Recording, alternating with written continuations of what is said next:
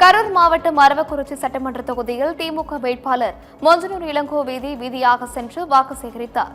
அரவக்குறிச்சி சட்டமன்ற தொகுதியில் திமுக வேட்பாளர் மொஞ்சனூர் இளங்கோ போட்டியிடுகிறார். அரவக்குறிச்சி கிழக்கு ஒன்றியத்திற்கு உட்பட்ட வலையப்பட்டி, ராமநாதபுரம், தடக்கோவில், கணேஷ் நகர், நவமணி நகர் ஆகிய பகுதிகளில் அவர் பரப்புரை மேற்கொண்டார். பொதுமக்கள் மத்தியில் பேசிய அவர், கடந்த 5 ஆண்டுகளில் திமுக ஆட்சியில் பல்வேறு நலத்திட்டங்களை நிறைவேற்றியுள்ளோம் என்றும், பெண்களுக்கு மகளிர் உரிமைத் தொகை 1000 ரூபாயிலிருந்து 2000 ரூபாயாக உயர்த்தி வழங்கப்படும், முதியோர் உதவித்தொகை அதிகப்படுத்தி வழங்கப்படும் எனவும் திமுகவின் தேர்தல் வாக்குறுதிகளை எடுத்துரைத்து வாக்கு சேகரித்தார்.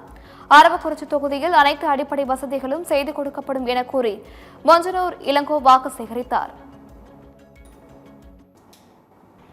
மாண்புமிகு தமிழகத்தினுடைய முதலமைச்சர் அவர்கள் 5 ஆண்டு காலத்தில் மகளிருக்கான சிறப்பு வாய்ந்த திட்டத்தை எல்லாம் அறிவித்திருக்கிறார்கள். குறிப்பாக மகளிர் உரிமைத் தொகையை 1000 ரூபாயிலிருந்து 2000 உயர்த்தி தருவேன் என்று சொல்லியிருக்கிறார். அதேபோல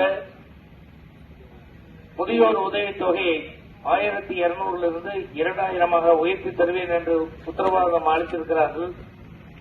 அதேபோல விவசாய பெருங்குடி மக்களுக்கு 30 ஆண்டு காலம் மின் இணைப்பு பெறாத விவசாயிகள் நம்முடைய அரவக்குறிச்சி தொகுதியிலே மட்டும் 1870 விவசாயிகள் பயன்பெற்றிருக்கிறார்கள். அவர்களுக்கெல்லாம் மற்ற விவசாயிகளுக்கு ஒவ்வொரு விவசாயிகளுக்கும் ஒரு மின் மோட்டார் இலவசமாக தருவேன் என்று உத்தரவாதம் அளித்திருக்கிறார்கள். 5 ரூபாய் பாலுக்கு உயர்த்தி தருவேன் என்று சொல்லியிருக்கிறார். அதேபோல எலெக்ஷன் வருது, மகளிர் எல்லாம் இந்த பணம் 1000 ரூபாய் வராம சிரமப்படுவீங்கன்னு சொல்லிட்டு எலெக்ஷனுக்கு முன்னாடி உங்களுக்கு 5000 ரூபாய் முதலமைச்சர் அவர்கள் அக்கௌண்ட்ல போட்டாரா இல்லையாமா?